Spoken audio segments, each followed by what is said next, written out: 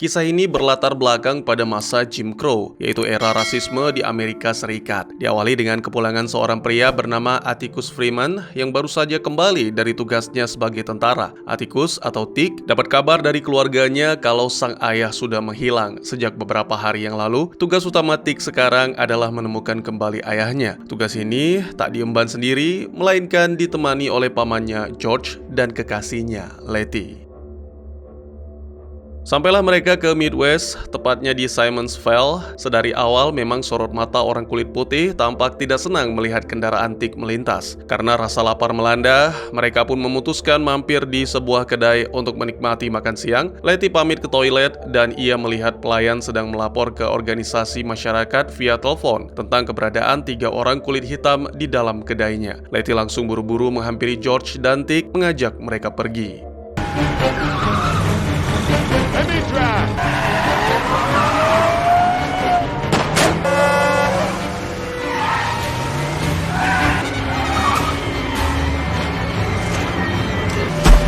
Take this left up ahead.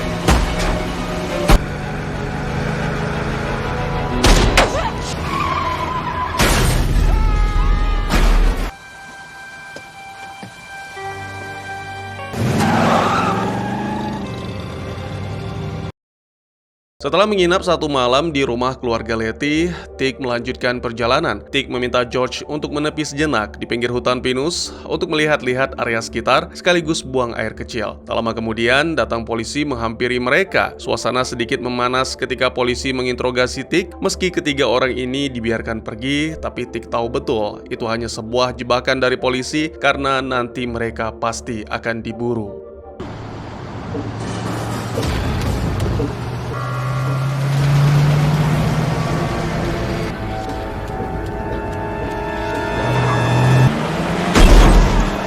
Crazy bastard, son of a...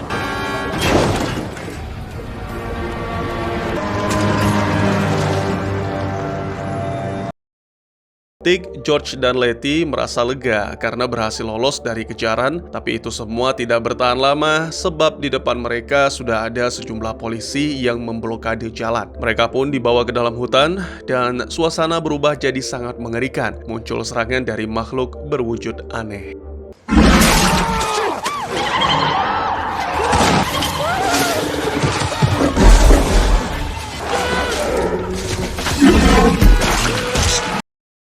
Sementara George masih di luar, kini Tick dan Letty bersembunyi di dalam sebuah gubuk. 2 polisi juga berada di sana. Salah satu anggota polisi mengalami luka akibat serangan monster hutan. Tak lama kemudian, George berhasil masuk ke dalam gubuk. Tick langsung menyuruh Letty untuk segera mengambil mobil agar mereka bisa pergi dari sini. Salah seorang polisi yang kena serangan monster berubah jadi makhluk mengerikan. George dan Tick menyuruh polisi satunya yang memegang senjata untuk segera menembak rekannya. Sayang, saran tersebut tidak dijalankan.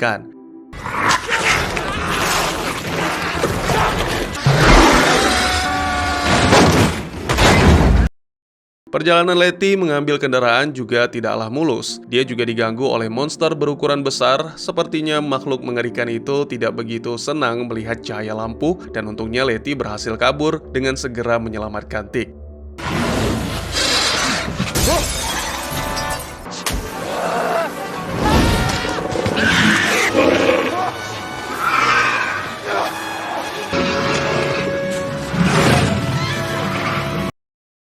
Tick, George, dan Letty sampai di kota Ardham. Rumah mewah ini adalah tempat tujuan mereka untuk mencari ayah Tick. Di halaman rumah, Tick, George, dan Letty melihat mobil silver yang pernah menyelamatkan mereka dari kejaran. Tak lama kemudian, muncul pria tampan bernama William menyambut ramah kedatangan mereka. Welcome home. Tick, Letty, dan George tinggal sementara di rumah William. Awalnya mereka diperlakukan dengan baik, tapi lama-kelamaan, ketiga orang ini mulai curiga dengan pria berambut pirang. Tick langsung to the point saja, kedatangannya ke sini untuk mencari sang ayah, tapi jawaban William terlalu bertele-tele. Tick yakin betul pasti ada rahasia yang sedang ditutupi. Pada malam harinya, wanita yang pernah menyelamatkan Tik CS, Christina, berlari menuju kandang sapi untuk membantu proses persalinan hewan ternak milik warga sekitar. Proses melahirkan lancar, nyaris tidak ada kendala. Namun yang membuat heran, yang baru saja lahir bukanlah bayi sapi, melainkan bayi monster hutan. Kini semua sudah jelas kalau para monster hutan memang berasal dari desa ini.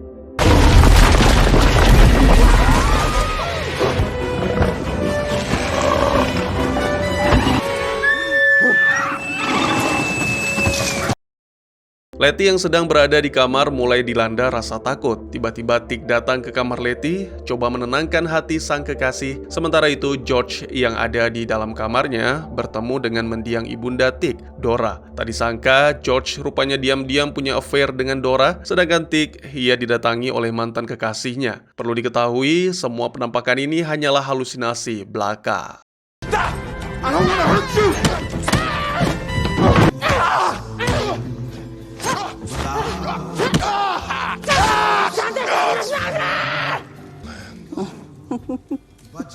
You do love Tulsa?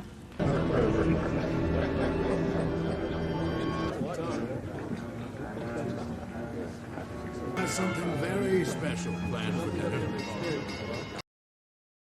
Setelah melewati godaan mengerikan, William datang mengabarkan kepada George, Letty, dan Tik bahwa sebentar lagi ada acara makan malam. Acara ini hanya dihadiri oleh para pria saja. Singkat cerita, sampailah mereka di ruang pertemuan. Ternyata rumah ini adalah loji sekte Sons of Adam. Ayahanda Christina, Samuel, bertindak sebagai ketua. Tik bangun dari mejanya dan menyuruh semua orang pergi dari sana karena dia ingin bicara empat mata dengan Sam. Dengan tegas, Tik mendesak, "Kembalikan ayahku." Tak menunggu lama, ketiga jagoan ini langsung pergi masuk ke dalam tower, di mana tower tersebut dicurigai sebagai penjara tempat mengurung ayah Tik. Setelah menghadapi sejumlah tantangan seperti todongan senjata dari seorang wanita, hingga menemukan jalan rahasia yang tertutup batu, Tik CS bertemu dengan ayahnya. Mereka berempat langsung segera pergi dari tempat aneh ini menggunakan mobil yang sebelumnya sudah disiapkan oleh Letty. Di perjalanan,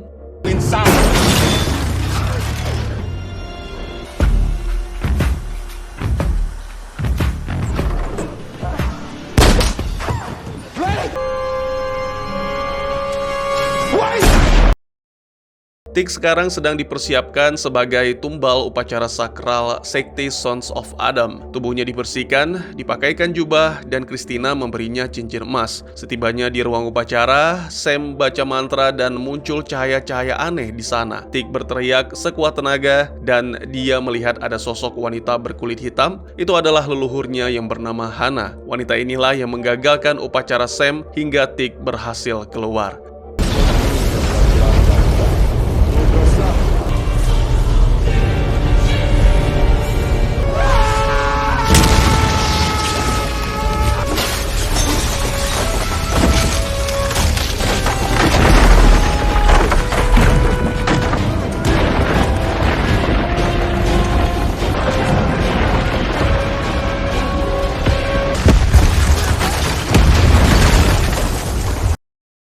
Meski Tik berhasil selamat dan kembali bertemu dengan ayahnya, kebahagiaan ini tidaklah sempurna sebab George baru saja menghembuskan nafas terakhirnya akibat luka tembak.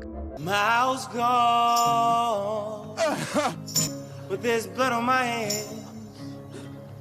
Take me to your river. Setelah melakukan petualangan seru dan menegangkan, Letty, Tik, dan ayahnya kembali berkumpul dengan keluarga mereka. Nasib baik menghampiri Letty, dia baru saja ketiban rezeki nomplok berupa warisan uang dari mendiang ibunya. Daripada capek ngontrak, dia langsung beli rumah baru yang besar. Terdapat 13 kamar di dalamnya. Tapi sayang, rumah tersebut berhantu. Ditambah lagi area rumah barunya merupakan daerah kekuasaan orang-orang kulit putih.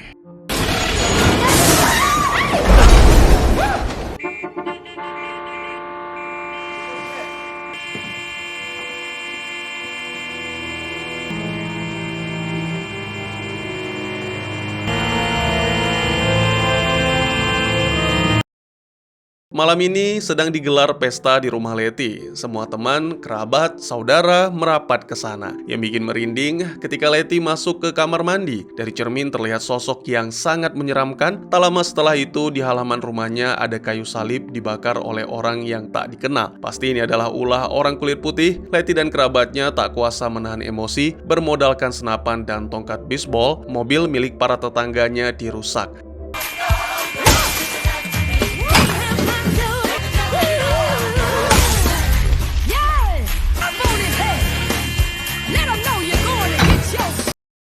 Kejadian tersebut membuat Letty ditangkap polisi. Saat diinterogasi di dalam mobil, petugas menyampaikan, "Asal kau tahu saja, rumah itu berhantu. Dulu banyak orang yang dibunuh dan dikubur di ruang bawah tanah. Tidak ada satupun orang yang betah tinggal di sana."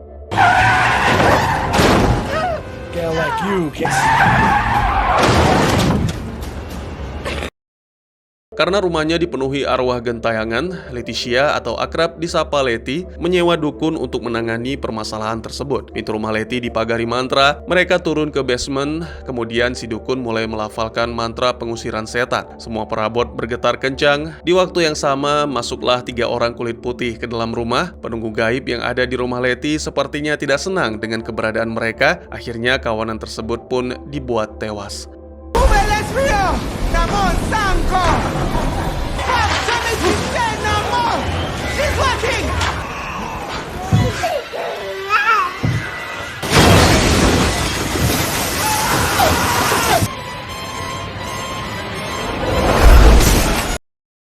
Kembali ke basement, si dukun gagal menjalankan tugas karena para arwah yang ada di sini terlalu kuat. Bahkan saking kuatnya, ada yang coba merasuki tubuh Tick. Akhirnya, Letty sendiri yang turun tangan mengusir para hantu dengan cara memanggil semua nama korban pembunuhan agar mereka bisa pergi dengan damai. Satan, we're gonna tell you.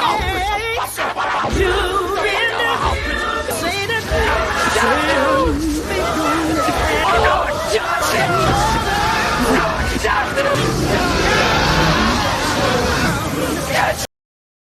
Dari emperan toko seberang, Tick melihat Christina. Entah bagaimana caranya wanita mistis itu berhasil selamat dari tragedi Ardham. Sepertinya sekte Sons of Adams sangat mengincar keluarga dan kerabat Tick atau keluarga besar Freeman. Pria yang berprofesi sebagai tentara itu datang menemui Christina. Dalam percakapan, dia tahu betul kalau uang yang dimiliki oleh Letty untuk membeli rumah bukanlah hasil warisan, melainkan pemberian Christina. Lebih lanjut, Tick meminta kepada Christina untuk tidak mengganggu keluarga dan kerabatnya lagi. Tick mengeluarkan pistol dan siap menembak, tapi mendadak tubuhnya menjadi kaku.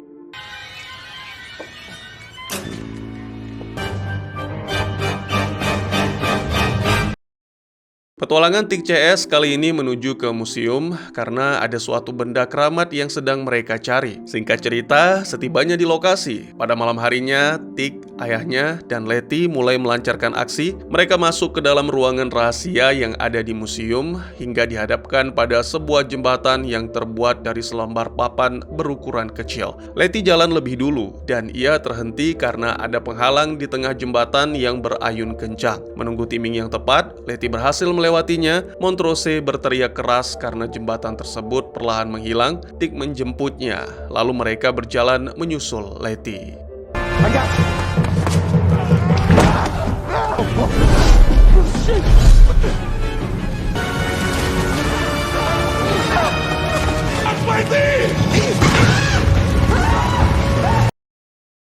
Di sebuah bar kecil, khususnya orang kulit hitam, William datang menemui kakak Letty yang bernama Ruby. Dia menjanjikan sejumlah angin surga kepada musisi blues itu, dan akhirnya mereka pun menghabiskan malam bersama.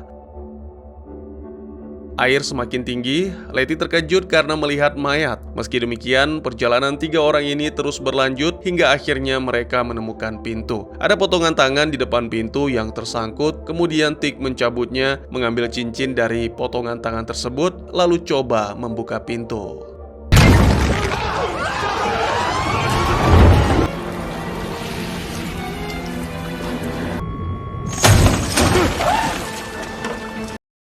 Sampailah mereka ke dalam sebuah ruangan yang dipenuhi kerangka. Benda yang mereka cari sudah terlihat, dipegang oleh salah satu kerangka yang ada di sana. Ketika diambil, kerangka tersebut berubah kembali menjadi manusia.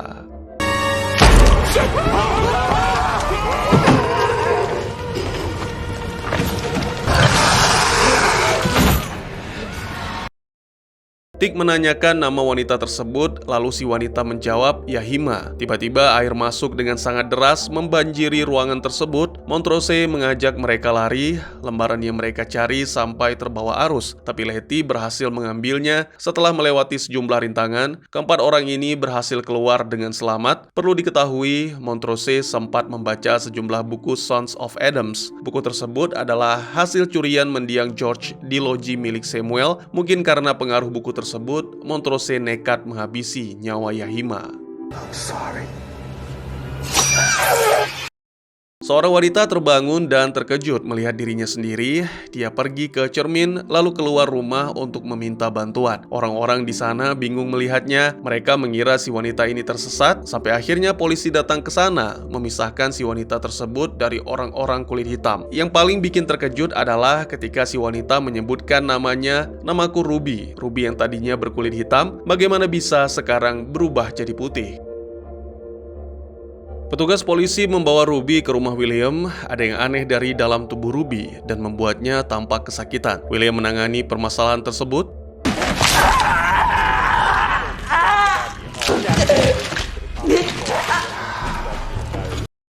Bangun dari tidurnya, warna kulit Ruby berubah menjadi seperti sedia kala karena telah dioperasi. Kedepannya, Ruby tidak perlu repot lagi sebab William punya ramuan ajaib yang bisa merubah penampilannya kapanpun ia mau. Sekarang, Ruby benar-benar menikmati menjadi wanita berkulit putih. Caring and struggle, and not rhythm, no tune. Sing, let her be born. Sit at suicide, but are moving to the end. Setelah menikmati hari-hari indah jadi sosok yang baru, mulai dari dapat pekerjaan jadi manajer sampai hangout bersama wanita kulit putih, tiba-tiba Ruby merenungkan dan menyadari sesuatu. Dia merasa prihatin melihat saudara-saudaranya sesama kulit hitam yang terus-menerus dapat tindakan diskriminasi. Ruby memutuskan untuk memecahkan jimatnya dan ingin hidup seperti kodratnya. Suatu hari, Ruby yang sudah sedari awal curiga mengapa Christina dan William sering sekali masuk ke dalam ruangan misterius yang ada di rumah mereka, memberanikan diri untuk bertanya kepada pria berambut pirang itu. Tiba-tiba, "You've been William this whole fucking time?" cerita terlempar ke masa lalu tentang mantan kekasih Tik yang bernama Ji-ah. Di dalam tubuh wanita ini bersemayam roh legenda rubah berekor 9 yang disebut Kumiho. Tugas Kumiho adalah merenggut nyawa para lelaki, mohon maaf, brengsek. Suatu malam, Ji-ah mengunjungi sebuah bar lalu membawa pulang seorang pria ke rumahnya.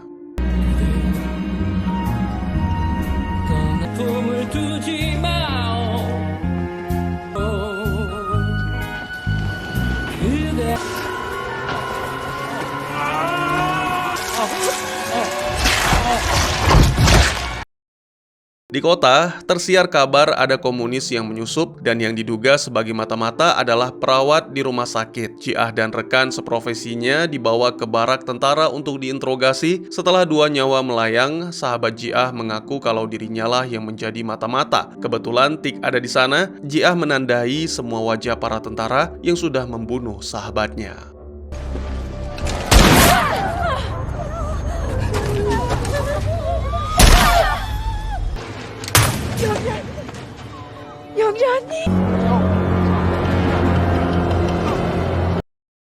Waktu berselang, Tik jadi korban perang dan dirawat di rumah sakit. Ji-ah masih ingat betul dengan tragedi yang merenggut nyawa sahabatnya, tapi seiring berjalannya waktu, Ji-ah semakin akrab dengan Tik. Bahkan keduanya saling jatuh cinta dan berpacaran. Suatu hari, Tik mengabarkan kalau dia sudah diizinkan untuk pulang ke kampung halaman. Dia ingin sekali mengajak Ji-ah ikut ke Amerika. Ji-ah merespon ajakan tersebut, "Kau belum tahu siapa aku yang sebenarnya." Akhirnya pasangan ini memadu kasih. Ji-ah tak mampu mengendalikan makhluk yang ada di dalam tubuhnya. The nine-tailed fox spirit called the Kumiho. Prajurit ini ketakutan dan lari meninggalkan Ji-ah. Kekasihnya itu berkata jujur, "Aku sebenarnya adalah Kumiho." Selain itu, Ji-ah juga menyampaikan sebaiknya kamu jangan pulang ke Amerika karena menurut penglihatanku kau akan mati di sana. Tik tak peduli dengan ucapan tersebut dan tetap memutuskan pulang ke Amerika. 3 hari sebelumnya, istri George yang bernama Hippolyta pergi ke lokasi reruntuhan loji Sons of Adams dan menemukan sebuah papan dengan simbol khusus. Simbol tersebut sama persis seperti alat yang dia temukan di rumah Letty. Hippolyta coba menyalakan benda tersebut dan mengambil kunci yang ada di dalamnya.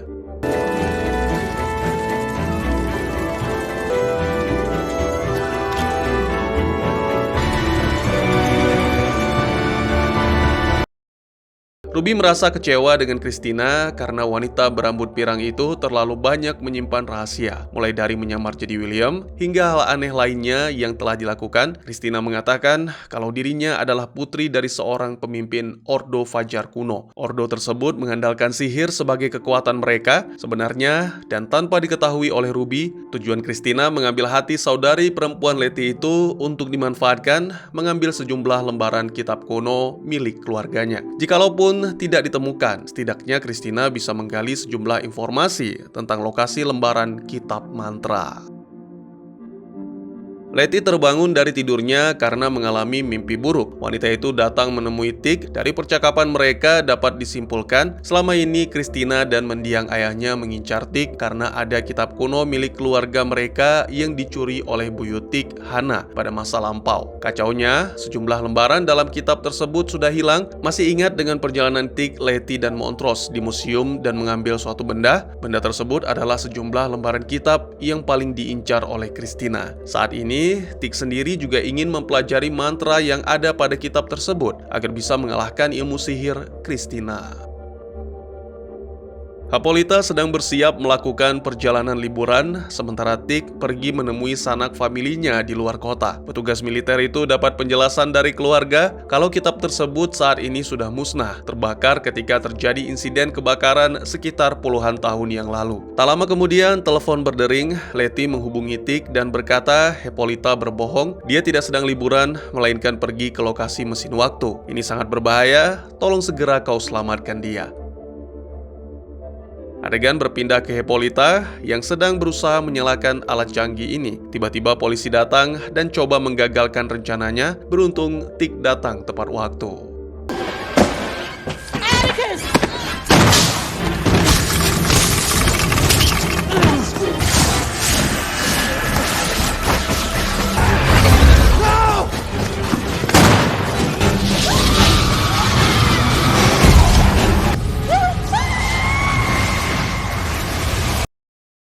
Hippolyta terdampar di sebuah planet antah berantah. Dia bertemu seorang wanita yang mengenakan kostum seperti robot. Wanita tersebut akan mengabulkan sejumlah permintaan Hippolyta, mulai dari menjadi penari latar, jadi kesatria wanita bernama Hippolyta, sampai bertemu dengan mendiang George. Semua dikabulkan dengan sangat mudah. Hippolyta akhirnya terhenti di tempat kediaman George. Kemudian Hippolyta dan George sama-sama pergi ke suatu planet dan mengenakan pakaian lengkap ala astronot. Sepertinya wanita itu tidak akan kembali lagi. Tick yang tadi sempat menyusul Hippolyta masuk ke mesin waktu, kini dia sudah kembali ke tempat semula, tapi tidak dengan bibinya. Tick coba menyalakan lagi mesin tersebut agar Hippolyta bisa kembali, namun sayang mesin waktu itu rusak total. Putri Josh dan Hippolyta, Diana, sedang dirundung rasa sedih yang mendalam akibat kematian temannya. Ditambah lagi sebelumnya, kedua orang tuanya sudah tiada, satu mati dan satunya lagi hilang entah kemana. Gadis remaja itu pergi dari rombongan keluarga di acara pemakaman. Sampai di suatu tempat, dia dihadang oleh petugas polisi dan...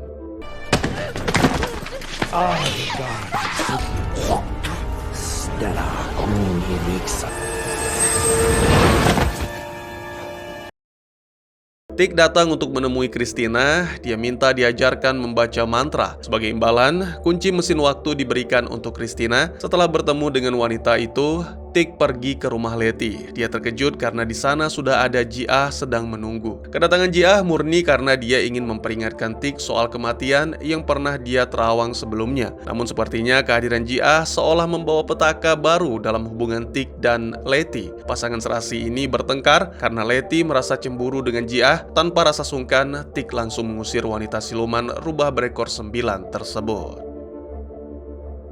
Beberapa hari kemudian, Letty bertemu dengan Christina dan menukarkan lembaran kitab mantra dengan ilmu kebal. Apa sebenarnya yang membuat Christina dan keluarga begitu ingin memiliki kembali kitab tersebut? Jawabannya sederhana, ia dan sekte warisan leluhurnya itu ingin hidup abadi. Tak lama setelah itu, Christina langsung uji coba ilmu yang baru dia pelajari. Wanita itu meminta 2 orang untuk menghajarnya hingga babak belur, lalu diceburkan ke sungai. Ajaibnya, Christina bisa hidup kembali.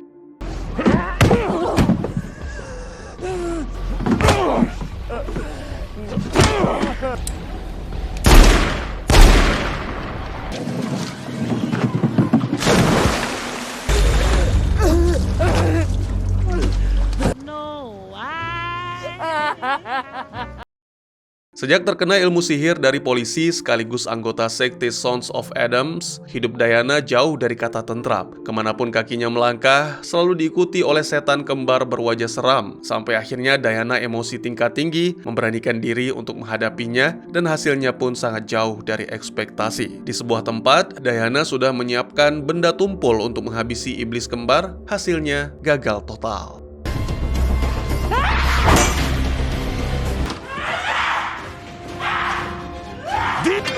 What's wrong, baby?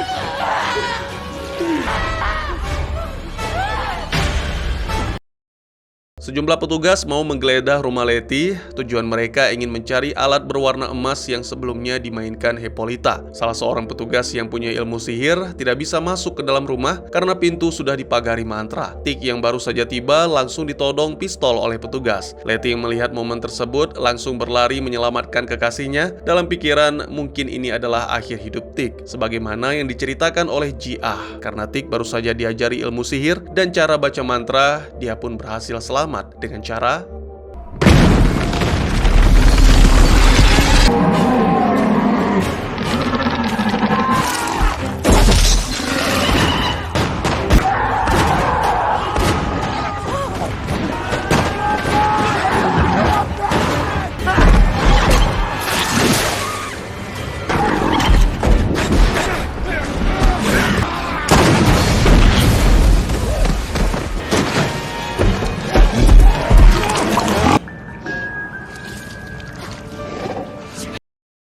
Kondisi Diana saat ini sedang tidak baik-baik saja. Semenjak diserang oleh iblis kembar muka rusak, dia pingsan tak sadarkan diri. Ditambah lagi wajah dan tubuhnya jadi tidak karuan, persis seperti iblis. Tak ada pilihan, Tick harus minta bantuan kepada Christina karena hanya Christina yang bisa menghapus penyakit di tubuh Diana, tapi sayang hasilnya jauh dari harapan.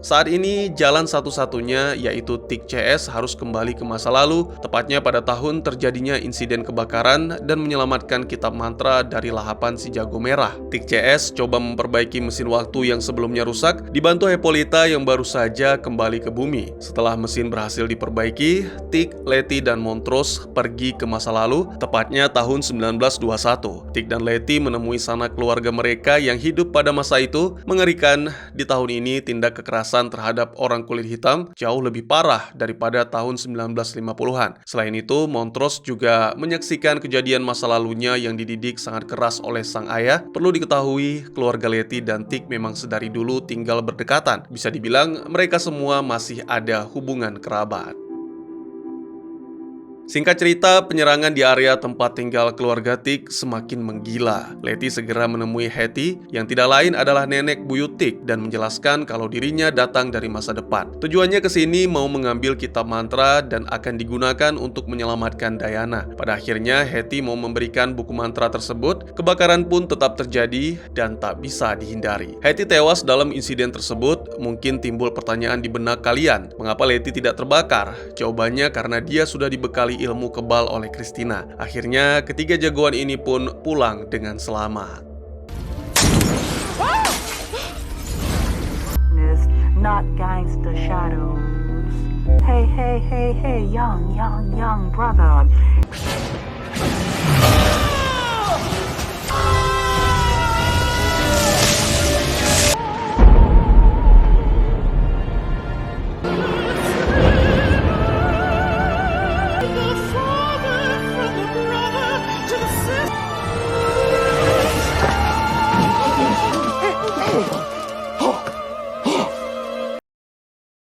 Tik CS membawa Diana kembali ke rumah. Kondisi gadis itu masih tidak baik-baik saja dan belum sadarkan diri. Buku mantra mulai dibacakan, tiba-tiba Tik dan Letty pingsan lalu masuk ke alam yang disebut neraka. Namun neraka yang dimaksud ini dalam konotasi positif. Masih ingat dengan Hannah, wanita yang menolong Tik saat dirinya dijadikan tumbal di loji Sons of Adams. Tik dan Hannah bertemu dan bicara banyak. Hannah menjelaskan kalau api sihir yang ada di tangannya merupakan sebuah perisai untuk melindungi semua anggota keluarga. Setelah itu, Tik terbawa ke tempat lain dan bertemu Dora, ibu kandungnya sendiri.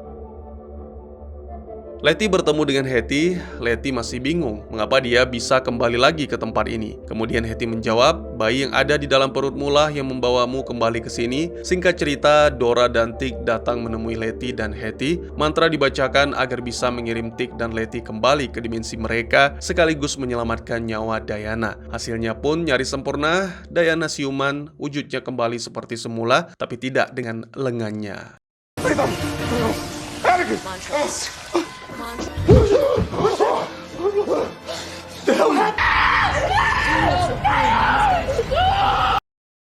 Tik dan Letty membawa buku mantra ke suatu tempat dan mulai melakukan pemanggilan arwah. Tak lama kemudian muncul Titus yang merupakan leluhur Christina sekaligus pendiri sekte Sons of Adams atau Ordo Fajar kuno. Titus bertanya kepada Tik, siapa kau? Tak lama kemudian Hannah muncul dan berkata, dia adalah Tik yang merupakan garis keturunanmu. Sebagai informasi penting, dulunya Hannah adalah budak yang bekerja di rumah Titus. Karena tak sanggup menahan nafsunya, Titus menghamili Hannah. Oleh sebab itu, Tik dianggap sebagai garis keturunan Titus. Sementara itu, Titus menuduh kalau Hannah mencuri kitab mantra miliknya. Akan tetapi, Hannah membantah sepertinya kitab mantra memang ditakdirkan untuk keluarga Freeman, bukan keluarga Titus Brightway.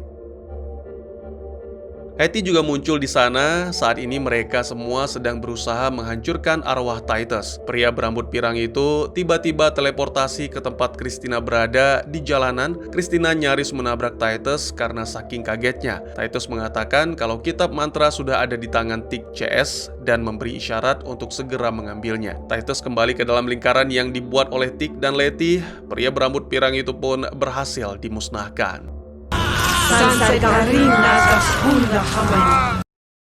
Saat ini, Tik CS sedang berdiskusi terkait isi di dalam kitab mantra. Christina datang ke sana dan berkata, serahkan buku itu kepadaku, aku berjanji tidak akan mengganggu keluargamu lagi. Dan aku tidak akan menggunakan darahmu untuk mengaktifasi semua mantra yang ada di dalam kitab. Tik menolak permintaan Christina. Karena kesal, wanita berambut pirang itu langsung mencabut ilmu kebal dari dalam tubuh Letty. Sebenarnya ucapan Christina sangat mustahil, sebab cara mengaktifasi buku mantra hanya bisa dilakukan dengan darah Tik.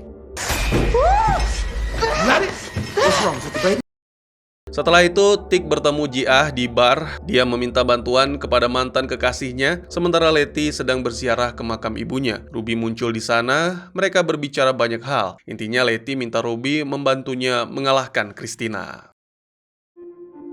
Saat ini para jagoan bergegas menuju ke markas Ordo Fajar kuno. Tiba-tiba Ruby datang dan menyerahkan sebuah ramuan milik Christina kepada Letty. Setelah melakukan perjalanan panjang, tim sampai ke Ardham. Semua orang langsung disibukkan dengan kegiatan membangun jebakan mantra. Tik dijemput oleh para anggota Ordo Fajar kuno. Montrose memblokade terowongan, sementara Letty di dalam kastil bersama Ruby melakukan yang sama, yakni memblokade sihir. Ternyata yang bersama Letty bukan Ruby sungguhan, melainkan Christina yang menyamar. Ruby sudah dihabisi oleh Christina karena mencoba mencuri ramuan ajaib milik si wanita berambut pirang.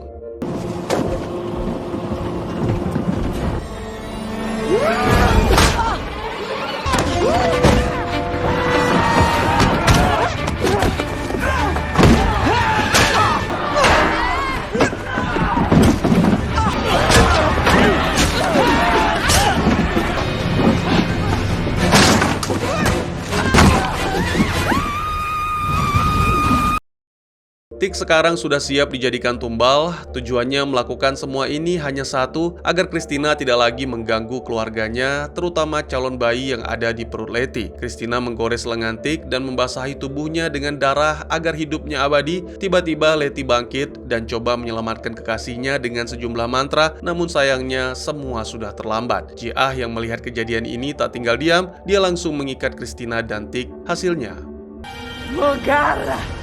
Kasuster nash. Kaspitala dalamat.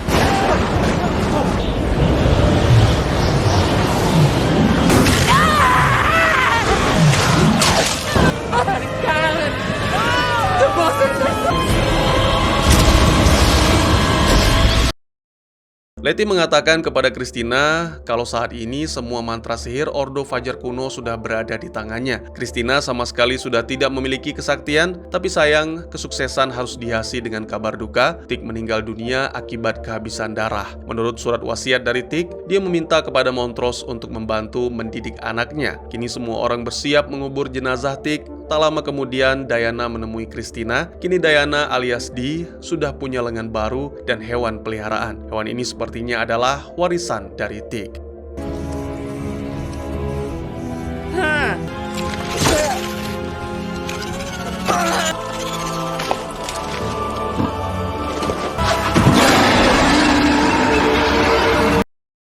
Sekian dulu teman-teman, terima kasih buat yang sudah menyaksikan. Jika teman-teman suka dengan cerita ini, izinkan saya untuk mengetahui dengan klik tombol like-nya ya. Kalian juga dipersilakan untuk merequest kira-kira film apa lagi yang menarik untuk dibahas, bisa di kolom komentar atau bisa juga melalui DM ke Instagram saya di @tekugusto. Insya Allah pasti akan saya baca. Silahkan dukung channel ini dengan cara share, like, dan subscribe. Sampai jumpa di video selanjutnya. Tetap semangat, tetap bersyukur setiap hari. Dadah!